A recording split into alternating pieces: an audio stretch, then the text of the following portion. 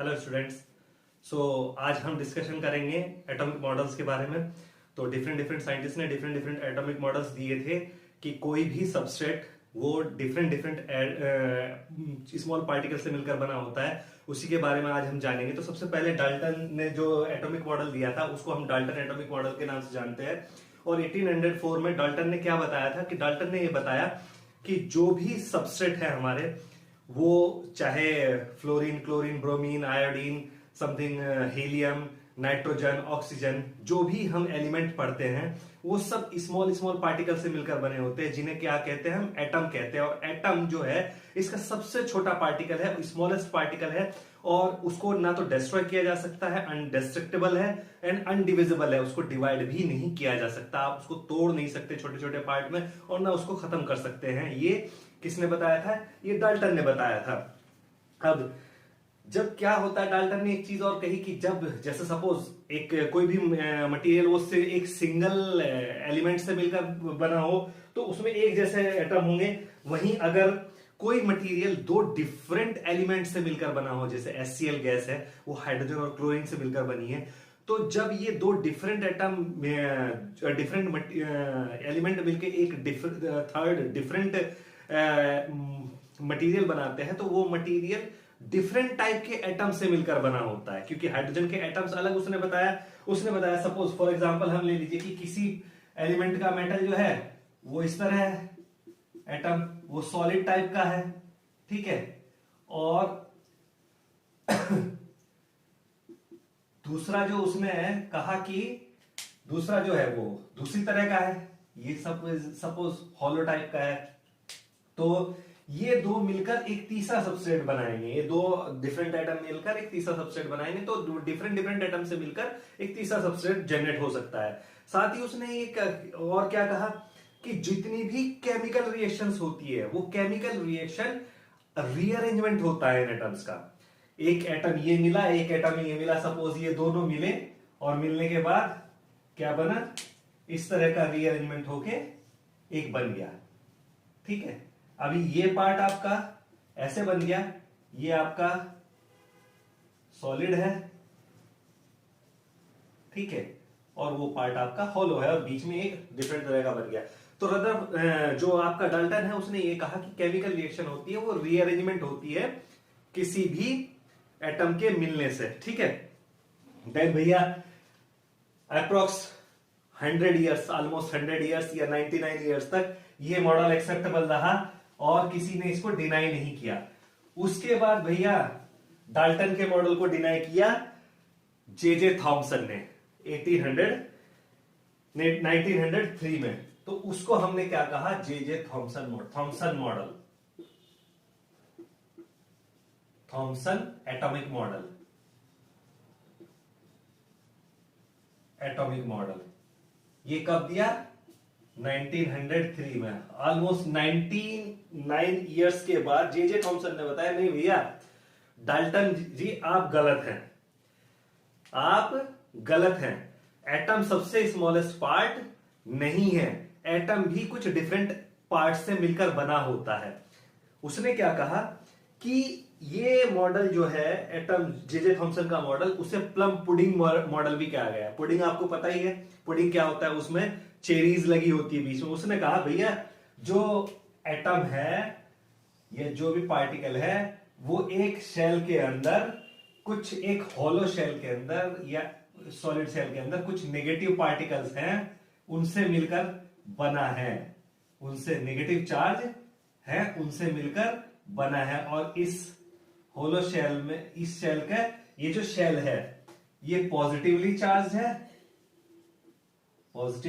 है, और इसके अंदर नेगेटिव इलेक्ट्रॉन्स हैं, नेगेटिव एटम्स हैं, नेगेटिवली चार्ज्ड पार्टिकल्स हैं, ठीक है। तो जो है ये ऐसे होता है, ये एटम भी दो पार्ट से मिलकर बना है। ये बताया किसने? जे थॉमसन ने 1903 में। इसके बाद फिर भैया ये मॉडल भी ज्यादा टाइम टिक नहीं पाया, डेवलपमेंट होते चले गए, और 1904 में रदरफोर्ड भैया आए। रदरफोर्ड ने कहा कि नहीं भैया आप भी गलत हैं, जे थॉमसन को। रदरफोर्ड ने कहा, थर्ड मॉडल हमारा आया Rutherford model, Rutherford atomic model, जो कब आया 1904 में। तो रदरफोर्ड ने कहा कि भैया आप भी गलत हैं, जे थॉमसन से कहा आप भी गलत हैं, एटम ऐसा नहीं होता, कोई भी मेटल या कोई भी मटेरियल इस तरह के एटम से मिलकर नहीं बना होता, बल्कि एटम किस तरह का होता है। रदरफोर्ड ने बताया भैया एक न्यूक्लियस होता है जिसमें मैक्सिमम पॉजिटिव चार्ज और न्यूट्रॉन्स, ठीक है, न्यूट्रल चार्ज होता है, और यही बनाता है maximum mass of any atom, किसी भी एटम का मैक्सिमम मास यही बनाता है। और इसके चारों तरफ एक शेल में, इसके चारों तरफ शेल होते हैं, डिफरेंट डिफरेंट शेल होते हैं, उनमें जो है इलेक्ट्रॉन घूमते रहते हैं, उसमें क्या होते हैं, इलेक्ट्रॉन घूमते रहते हैं। ये किसने बताया, रदरफोर्ड ने, रदरफोर्ड ने बताया। भैया रदरफोर्ड ने जो बताया वो ऑलमोस्ट एक्यूरेट, सब कुछ सही चीज बताई, लेकिन कुछ चीजों को डिस्क्राइब करने से वो भी भूल गया, उसको भी नहीं समझ आया। जब पॉजिटिव चार्ज सेंटर में है और नेगेटिव चार्ज न्यूक्लियस के चारों तरफ घूम रहा है, तो पॉजिटिव चार्ज उसको अट्रैक्ट करेगा, तो धीरे धीरे क्या होगा, धीरे धीरे ये अपनी शेल को घटाता चला जाएगा और एनर्जी लिबरेट करेगा और जाके न्यूक्लियस में मर्ज कर जाएगा तो क्या होगा, डिस्ट्रॉय हो जाएगा। लेकिन क्या है, एटम्स डिस्ट्रॉय नहीं किए जा सकते, एटम्स डिस्ट्रॉय नहीं किए जा सकते। तो ये रदरफोर्ड भैया भी ये बताना भूल गए, कि बता नहीं पाए कि हमारा ये एक्चुअल में होता क्या है। देन उसके बाद 1913 में बोर्स मॉडल आया।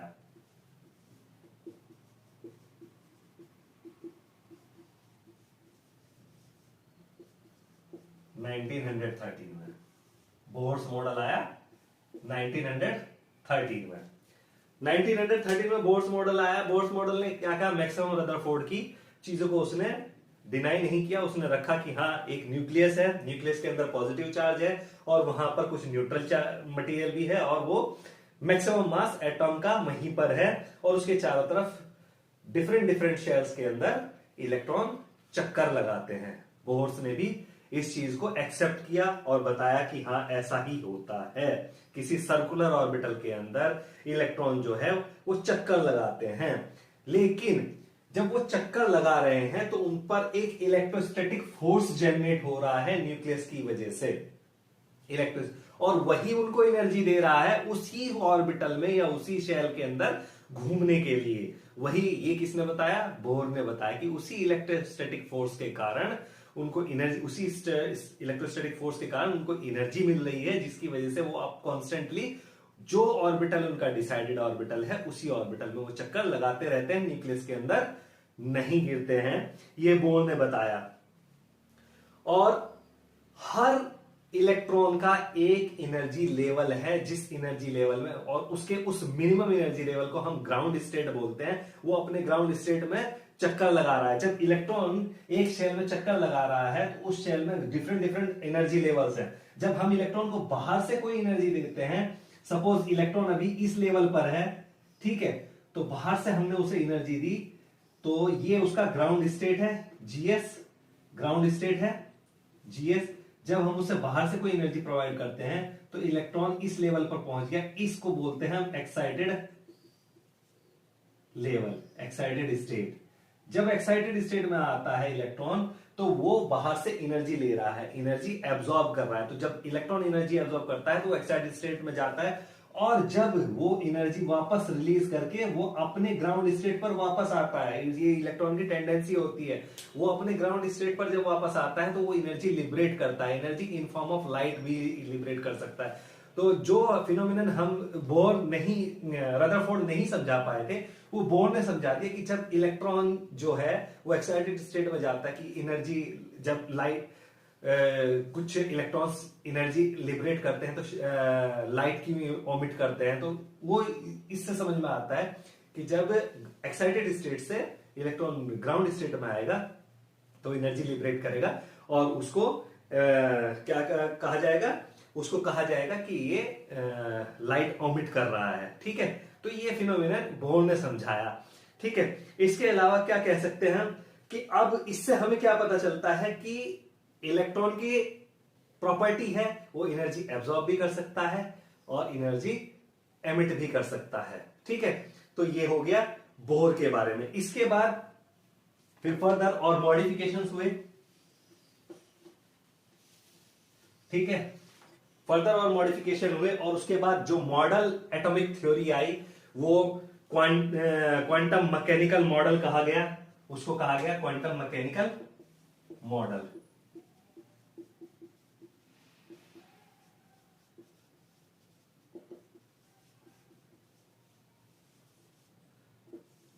ये आया 1923 में, क्वांटम मैकेनिकल मॉडल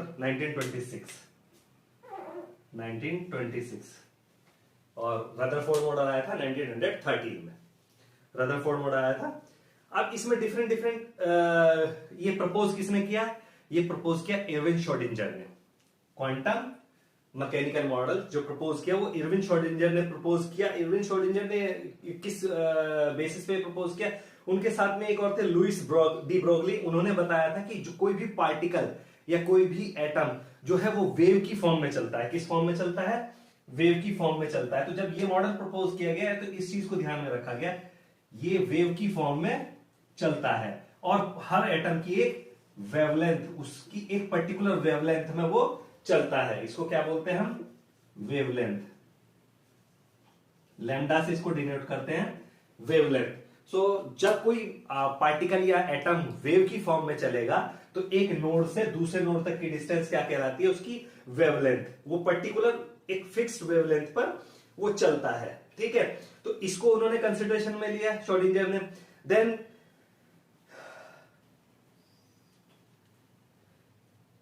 ठीक है,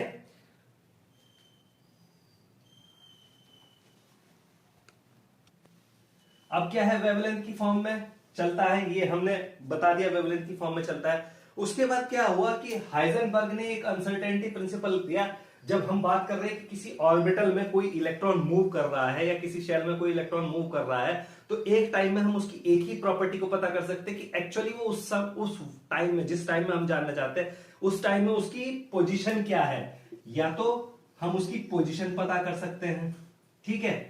एक दूसरी चीज, उसकी एनर्जी लेवल हम पता कर सकते हैं, एनर्जी लेवल। तो हम में दोनों में से किसी एक चीज को हम पता कर सकते हैं। अगर हम पोजीशन के बारे में जानना चाहेंगे तब हम एनर्जी लेवल के बारे में नहीं जान पाएंगे। वहीं अगर हम एनर्जी लेवल के बारे में जानना चाहेंगे तो हम पोजीशन एग्जैक्टली उसकी नहीं बता सकते कि क्या उसकी पोजीशन है। अगर एनर्जी लेवल के बारे में जानना चाहेंगे तो हम पोजीशन नहीं बता सकते, पोजीशन नहीं बता सकते। और अगर पोजीशन के बारे में जानना चाहेंगे तो हम एनर्जी लेवल उसका एग्जैक्ट नहीं बता सकते कि उसका एग्जैक्ट एनर्जी लेवल क्या है। इसी को बोलते हैं हाइजेनबर्ग अनसर्टेनिटी प्रिंसिपल। यानी हमें एक टाइम में सिर्फ एक ही पैरामीटर पर हम जज कर सकते हैं कि वो इलेक्ट्रॉन उस वक्त उस समय में कहां पर है, उस टाइम में कहां पर है। या तो उसकी पोजीशन पता चल जाए या किस एक्साइटेड स्टेट में है कि ग्राउंड स्टेट में, उसकी एनर्जी लेवल पता चल जाए। दोनों चीजें एक साथ हम नहीं कैलकुलेट कर सकते। ये था हाइजेनबर्ग अनसर्टेनिटी प्रिंसिपल। इन सब बेसिस पर, ये सब जो स्टडीज हुई, इन सब स्टडीज के बेसिस पर कुछ क्वांटम नंबर हमने निकाले। कुछ क्वांटम नंबर हमें बताए गए कि कुछ जो इलेक्ट्रॉन है उनके कुछ एटम है उसमें कुछ क्वांटम नंबर होते हैं। अब वो क्वांटम नंबर किस क्या डिस्क्राइब करते हैं? तो टोटल 4 क्वांटम नंबर होते हैं। सबसे पहला वो क्वांटम नंबर अपने आप में इटसेल्फ एटम और ऑर्बिटल और इलेक्ट्रॉन के बारे में डिस्क्रिप्शन देते हैं। तो टोटल क्वांटम नंबर कितने तरह के होते हैं? 4 तरह के क्वांटम नंबर्स। इन सब एटॉमिक थ्योरीज के बेसिस पर क्वांटम नंबर डिसाइड किए गए। सबसे पहला क्वांटम नंबर क्या होता है? Principal quantum number. Principal quantum number, इसको हम कैसे लिखते हैं? एन से, स्मॉल एन से हम इसे डिनोट करते हैं। प्रिंसिपल क्वांटम नंबर को हम स्मॉल एन से डिनोट करते हैं। अब प्रिंसिपल क्वांटम नंबर आपको क्या बताता है कि पर्टिकुलर इलेक्ट्रॉन, जिस इलेक्ट्रॉन के बारे में हम बात कर रहे हैं या किसी भी, वो किस शेल के अंदर घूम रहा है। तो n की जो वैल्यूज आती है वो n की वैल्यूज आती है 1 2 3 4 या k l m n। ये शेल है कि इनमें हमारा इलेक्ट्रॉन घूम रहा है। ये न्यूक्लियस है, यहां पॉजिटिव चार्ज है और न्यूट्रॉन भी है। इसके बाहर का पहला शेल, दूसरा शेल, तीसरा शेल, ठीक है। इसी तरीके से इनको हम कैसे डिनोट करते हैं, K shell, L shell, M shell या 1 2 3, इस तरह हम इनको डिनोट करते हैं। तो प्रिंसिपल क्वांटम नंबर से हमें क्या पता चलता है कि कौन से शेल के इलेक्ट्रॉन की बात हो रही है। ये है हमारा प्रिंसिपल क्वांटम नंबर, जिससे हमें ये पता चलता है। देन उसके बाद दूसरा आता है, प्रिंसिपल क्वांटम नंबर के बाद आता है एजीमुथल या एंगुलर मोमेंटम क्वांटम नंबर। दूसरा क्या है, एजीमुथल। सेकंड क्या है, एजीमुथल या angular momentum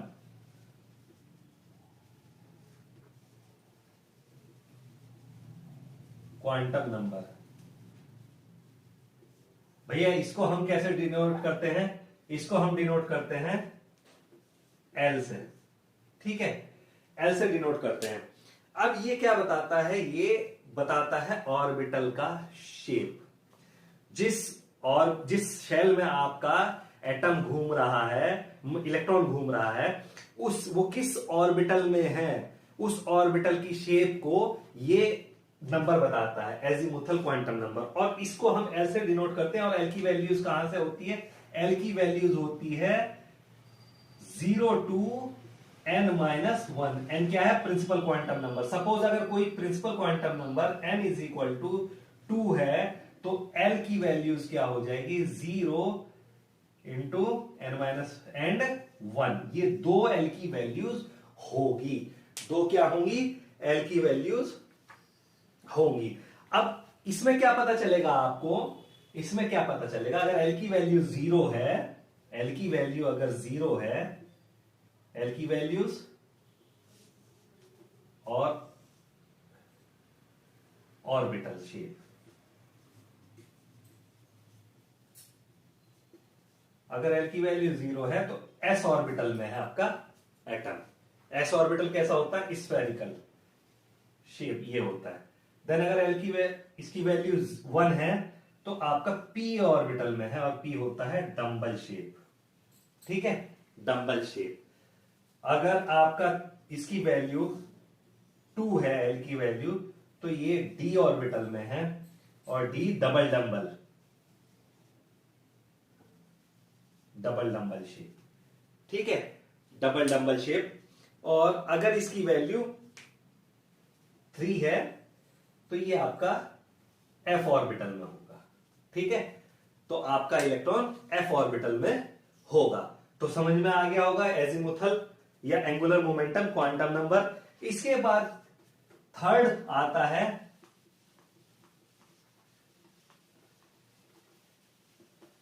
magnetic quantum number. इसके बाद थर्ड क्या है, magnetic quantum number. Third magnetic quantum number, small m से इसको हम डिनोट करते हैं, ठीक है। और इसकी वैल्यूज जो होती है, स्मॉल m की वैल्यूज, वो डिपेंड करती है l की वैल्यूज पर। तो -L to +L इसकी एजीमुथल क्वांटम नंबर पे डिपेंड करती है। तो -L, सपोज अगर L की वैल्यू 2 है तो m की वैल्यू क्या हो जाएगी, -2 to +2। तो -2, -1, 0, +1 एंड +2, ये 5 वैल्यूज हो जाएगी m की।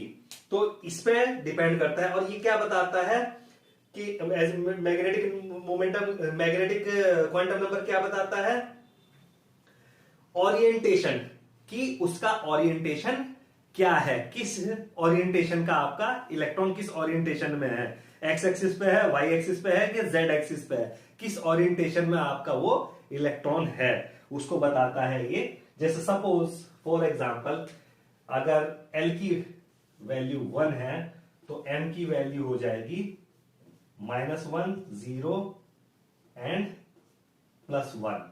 तो यहां पर P X P Y P Z यानी पी ऑर्बिटल एक्स एक्सिस में, वाई एक्सिस में और जेड एक्सिस में, इस तरह हमें पता चल जाएगा कि भैया ये अगर हमारा एक्स एक्सिस है, ये वाई एक्सिस है, तो यहां पर हमारा जेड एक्सिस है। तो आपका जो एक्स एक्सिस में है या वाई एक्सिस में है या जेड एक्सिस में है, इस तरह आपका ओरिएंटेशन पता चल जाएगा कि आपके इलेक्ट्रॉन का ओरिएंटेशन क्या है। ठीक है, एजीमुथल से शेप, मैग्नेटिक से ओरिएंटेशन और प्रिंसिपल से शेल, किस शेल में है, 3 चीजें आपको पता चल गई। फोर्थ है spin quantum number. Fourth quantum number है स्पिन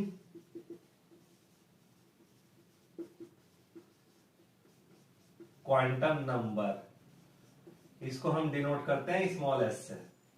ठीक है, इसकी भैया 2 ही वैल्यूज होती है, +12 एंड -12। ये क्या बताता है, ये बताता है रोटेशन ऑफ इलेक्ट्रॉन। इलेक्ट्रॉन का रोटेशन या तो क्लॉकवाइज है या एंटी क्लॉकवाइज है, यानी कि पॉजिटिव स्पिन अप है या स्पिन डाउन है। तो 2 तरीके से बताएगा कि स्पिन अप है या स्पिन डाउन है। इस चीज को हम क्या कहेंगे, स्पिन अप, स्पिन अप, और इसको क्या कहेंगे हम, स्पिन डाउन। ठीक है, इसकी वैल्यूज, एस की वैल्यूज क्या होती है,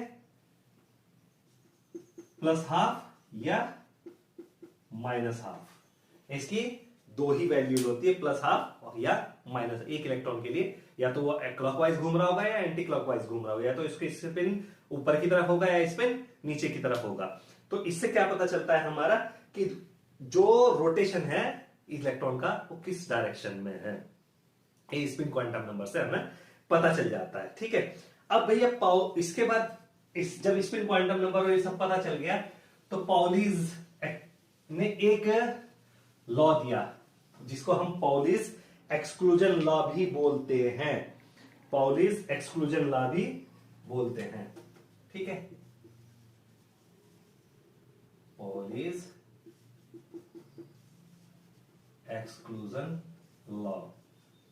अब ये पाउलीज एक्सक्लूजन लॉ क्या कहता है, पाउलीज एक्सक्लूजन लॉ क्या कहता है, जैसे सपोज हम एग्जांपल लेते हैं एस ऑर्बिटल, यहां पर एक ही ऑर्बिटल होता है एस और पी में 3 होते हैं।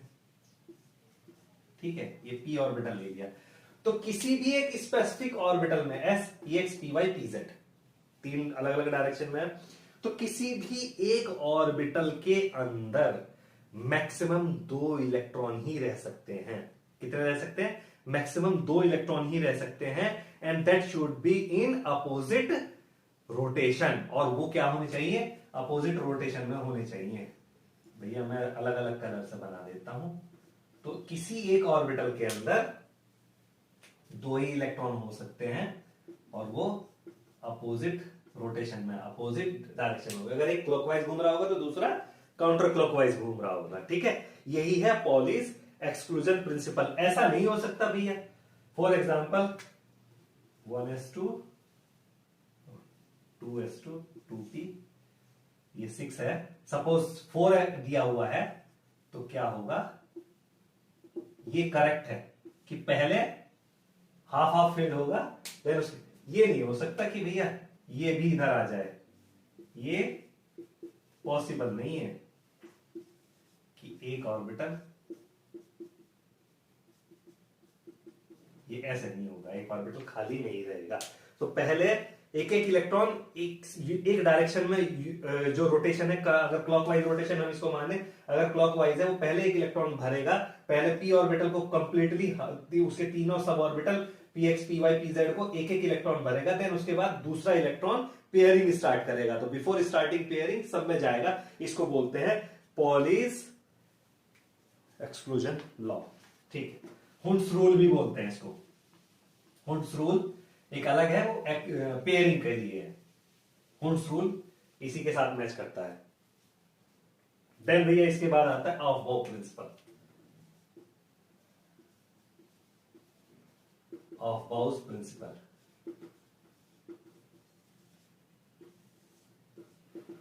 ये क्या है भैया अफबाउ प्रिंसिपल? अफबाउ ने बताया कि जब इलेक्ट्रॉन अपने ऑर्बिटल में भरना शुरू होते हैं तो वो कैसे भरते हैं, जो सबसे लोअर एनर्जी लेवल का ऑर्बिटल होगा उसमें सबसे पहले इलेक्ट्रॉन फिल होंगे। सबसे पहले इलेक्ट्रॉन लोएस्ट एनर्जी लेवल के ऑर्बिटल में जाएंगे, then slowly slowly energy level बढ़ता चला जाएगा, इलेक्ट्रॉन भरते चले जाएंगे। इसको कैसे हम समझ सकते हैं? इसको ऐसे समझ सकते हैं, 1s 2s 3s 4s 5s, for example ये इतना 6s, then 2p 3p 4p 5p 3d 4d 4f, ठीक है। थोड़ा मैं इसको बड़ा करके बना लेता हूं Aufbau principal.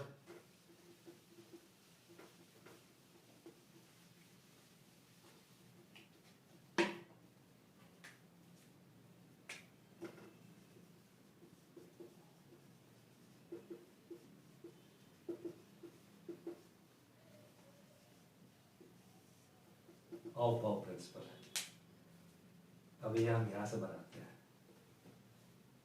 1s 2s 3s 4s 5s 6s 7s 2p 3p 4p 5p 6p 3d 4d 5d 4f। 4 से पहले f ऑर्बिटल नहीं आएगा, 3 से पहले d ऑर्बिटल नहीं आएगा, 2 से पहले p ऑर्बिटल नहीं आएगा। अब ये जब बढ़ना शुरू होता है, सबसे लोएस्ट एनर्जी स्टेट किसकी है? 1s की। तो सबसे पहले इलेक्ट्रॉन किसके अंदर आएंगे? 1s के अंदर आएंगे। देन उसके बाद दूसरे नंबर पर 2s के अंदर इलेक्ट्रॉन आएंगे, फिर तीसरे नंबर पर 2p के अंदर आएंगे, फिर 3s के अंदर आएंगे, फिर ऐसे जाएगा 3d के अंदर आएंगे, sorry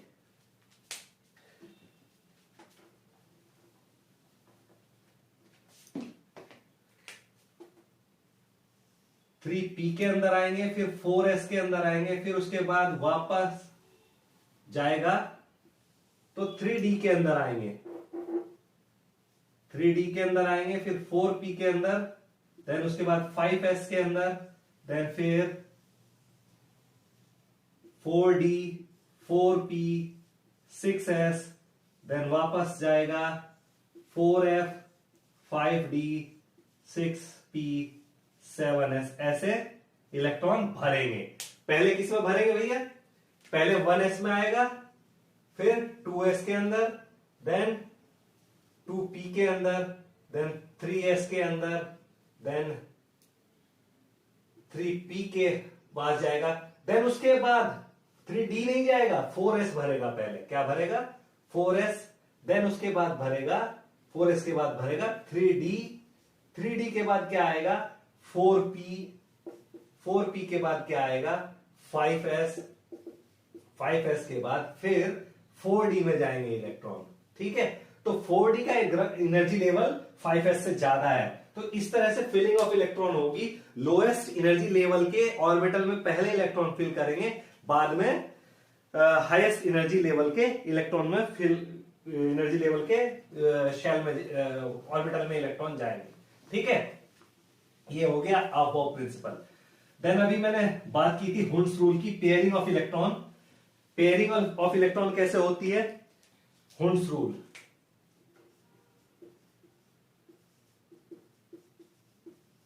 Hund's rule, Hund's rule क्या कहता है भैया?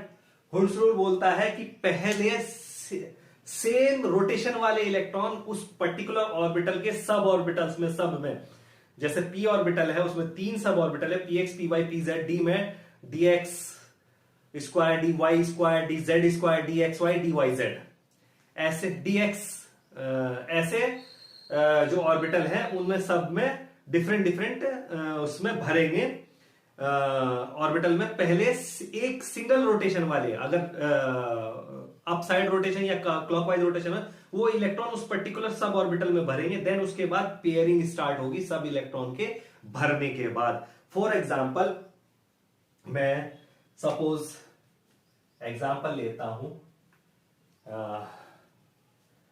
कोई 1s ऑर्बिटल, तो पहले फिर ये 3 p ऑर्बिटल है, ठीक है, px py pz। तो जब इलेक्ट्रॉन भरेंगे तो भैया पहले ये गया, देन पेयरिंग होगी 1s के अंदर, फिर ये गया, ये भरेगा, ये भरेगा। सपोज यहां पर p में 5 इलेक्ट्रॉन्स है, p5 हम मान लेते हैं, p में 5 इलेक्ट्रॉन है। तो भैया फिर पेयरिंग जब स्टार्ट होगी, पहले हाफ फील्ड ऑर्बिटल भरेगा, देन ये पेयरिंग स्टार्ट होगी, तो 5 हो गए। इसमें ऐसा नहीं होगा, ये 4 से हम एग्जांपल को समझते हैं, p4 से समझना आसान रहेगा। तो ऐसा ये इस तरह से फीलिंग होगी, पहले एक एक इलेक्ट्रॉन भरेगा, देन उसके बाद जो है आपका पेयरिंग स्टार्ट होगी। यही करेक्ट मेथड है, ऐसे नहीं हो सकता कि s px py pz में आपका इनिशियल पेयरिंग ही स्टार्ट हो जाए। 4 इलेक्ट्रॉन है तो भैया 4 में ये भर जाए और pz खाली रह जाए, ये नहीं हो सकता। तो हुड्स रूल क्या कहता है कि पहले सिमिलर रोटेशन वाले इलेक्ट्रॉन जो है वो सब ऑर्बिटल को फुलफिल करेंगे, सारे सब ऑर्बिटल को। देन उसके बाद अगर कोई बचता है तो वो पेयरिंग स्टार्ट करेगा, ये उससे पेयरिंग स्टार्ट हो जाएगी। तो ये है हुड्स रूल। चलिए, इन सब एटॉमिक मॉडल हमने पढ़ लिया, हुड्स रूल हमने पढ़ लिया, ऑफबाउ रूल हमने पढ़ लिया। तो इन सब के बेसिस पर हम कुछ इलेक्ट्रॉनिक कॉन्फ़िगरेशन निकालते हैं। कुछ एग्जांपल लेते हैं इलेक्ट्रॉनिक कॉन्फ़िगरेशन के, इलेक्ट्रॉनिक कॉन्फ़िगरेशन निकालते हैं। जैसे भैया हम हाइड्रोजन की बात करें, हाइड्रोजन का इसमें सिर्फ एक इलेक्ट्रॉन है 1s1, तो वो कहां जाएगा, s ऑर्बिटल में, ऑफबाउ रूल के हिसाब से। तो भैया उसका जो हुड रूल के हिसाब से क्या होगा, s ऑर्बिटल में एक इलेक्ट्रॉन ऐसे आएगा हुड रूल के हिसाब से। ऐसे ही दूसरा एग्जांपल, सपोज हम कार्बन का ले लें, इसमें टोटल 6 इलेक्ट्रॉन है, तो 1s2, इसका electron configuration 1s2 2s2 2p2, भैया कितने हो गए, 2 2 4 2 6 इलेक्ट्रॉन हो गए। अब अगर इसको हम हुड्स रूल के हिसाब से इसमें देखें तो भैया ये हो गया s1s ऑर्बिटल, ये हो गया 2s ऑर्बिटल, और ये हो गया हमारा 2p ऑर्बिटल, इसमें px py pz। तो भैया इसमें कैसे होगा, 1s2, इसमें 2 इलेक्ट्रॉन ये आ गए, और 2s2 2 इलेक्ट्रॉन ये आ गए। अब p की बात आ रही है तो एक इलेक्ट्रॉन px में रहेगा, एक इलेक्ट्रॉन py में रहेगा, तो 2p2 ये हो गया 1s2 2s2 2p2, इसका according to Hund's rule. Then और एग्जांपल लेते हैं, चलिए और एग्जांपल हम ले लेते हैं, क्लोरीन 17, क्लोरीन में 17 इलेक्ट्रॉन है, तो भैया 1s2 2s2 2p6, 6 2 8 और 2 10, 3s2 12 और 3p5। तो भैया अब क्या करेंगे, यहां तक तो सब फुलफिल हो रहा है, यहां तक तो सब कहानी फुलफिल है, इसको छोड़ दीजिए। इसके आउटर मोस्ट शेल में 3p में यहां से देखते हैं हुड्स रूल के अकॉर्डिंग, हुड्स रूल के अकॉर्डिंग। तो भैया ये हो गया 3s ऑर्बिटल 3s2, और ये हो गया 3p5, ठीक है। तो यहां कैसा होगा, पहले हाफ फील्ड देन पेयरिंग, उसके बाद पहले हाफ फील्ड होगा 1 इलेक्ट्रॉन 2 इलेक्ट्रॉन 3 इलेक्ट्रॉन, देन उसके बाद पेयरिंग स्टार्ट होगी, फिर px से 4 इलेक्ट्रॉन एंड 5 इलेक्ट्रॉन।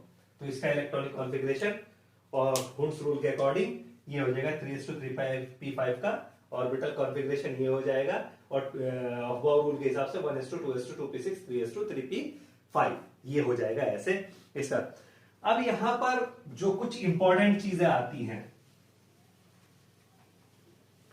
इंपॉर्टेंट चीज आती हैं, जैसे मैं आपको बताता हूं, मैं 2-3 एग्जांपल लूंगा, ठीक है, आप बाकी खुद कीजिएगा। Scandium 21, titanium 22, vanadium 23, chromium 24, manganese 25, iron 26, cobalt 27,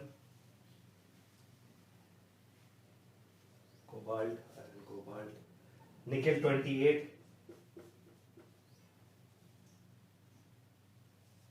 copper 29 and zinc 30।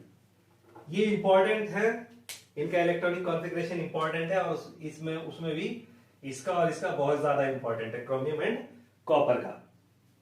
चलिए इनमें मैं कुछ ले लेता हूं, जैसे स्कैंडियम, तो स्कैंडियम में भैया कितने हैं 21 electron, 1s2 2s2 2p6 3s2 3p6। अब भैया 3d को खाली छोड़ दीजिए, पहले भरेगा 4s2 ऑफ बाउ के हिसाब से, क्या भरेगा 4s2। तो टोटल कितने हो गए, 2 2 4 6 10 18 और 2 20, और यहां कितने टोटल 21। तो 3d में जाएगा 1 इलेक्ट्रॉन, 3d में जाएगा 1 इलेक्ट्रॉन। ये डी ब्लॉक एलिमेंट है, 3d का अफबाउ रूल के हिसाब से पहले 4s2 भरेगा, उसके बाद 3d में जाएगा, क्योंकि 3d एनर्जी का एनर्जी लेवल हाई है as compare to 4s electron. तो ये आ गया। नेक्स्ट अब हम लेते हैं भैया क्रोमियम का एग्जांपल है, 1s2 2s2 2p6 3s2 3p6, और 3d को छोड़ दीजिए और 4s2। भैया क्रोमियम में कितने हैं 24 इलेक्ट्रॉन है, कितने हैं 24 इलेक्ट्रॉन है। तो d में कितने जाने चाहिए 4, 20 तो हो गए, लेकिन नहीं, ये एक्सेप्शन है, ये एक्सेप्शन है। इसमें क्या होता है, पहले एक इलेक्ट्रॉन यहां जाएगा, एक इलेक्ट्रॉन 4s में जाएगा, और उसके बाद 5 इलेक्ट्रॉन d ऑर्बिटल में भरेंगे, ये एक्सेप्शन है, 4s में जाएगा, पेयर एक इलेक्ट्रॉन जाएगा। तो इसका अब मैं यहां तक की कहानी, यहां तक की स्टोरी तो सेम है, ठीक है। यहां 3d ऑर्बिटल और 4s, ये 4s2 एक ऑर्बिटल हो गया, 4s2, और 3d में 5 होते हैं भैया, 1 2 3 4 5 हो गए, ये 3d ऑर्बिटल है। तो पेयरिंग और हुंस रूल के अकॉर्डिंग यहां हो जाएगी, और एक इलेक्ट्रॉन जो है वो इधर आ जाएगा, ठीक है। इसी तरह इसमें जब हम इसकी करेंगे तो 4s, ये 4s ऑर्बिटल हो गया 4s, और ये 3d के 5 सब ऑर्बिटल हो गए, 3d 5 4s1 3d 5 1 2 3 4। तो भैया क्या होगा, इसमें एक इलेक्ट्रॉन आएगा, और इसमें क्योंकि half filled orbital is more stable then ये 4 इलेक्ट्रॉन से ज्यादा स्टेबल क्या होगा हाफ फील्ड ऑर्बिटल, यानी कि हाफ, ये पूरा 5 के 5 ऑर्बिटल भर जाएंगे, तो वो ज्यादा स्टेबल होगा। उस स्टेबिलिटी के लिए क्या होता है, 4s से एक इलेक्ट्रॉन जंप करके d में चला जाता है, और इसका इलेक्ट्रॉनिक कॉन्फ़िगरेशन क्या हो जाता है 3d5 4s1। सेम ऐसे ही कॉपर के केस में होगा, सेम ऐसे ही, क्योंकि हाफ फिल्ड और fully filled orbital more stable होते हैं। 1s2, 2s2, 2p6, 3s2, 3p6, और भैया 3d को छोड़ दीजिए, और 4s में जैसे मैंने बताया था कितना आएगा, 4s में 2 आता है, लेकिन फुली फिल्ड ऑर्बिटल ज्यादा स्टेबल होता है, 10 यहां आएंगे और एक यहां आ जाएगा। तो ये इसका इलेक्ट्रॉनिक कॉन्फ़िगरेशन हो जाएगा। इसी तरीके से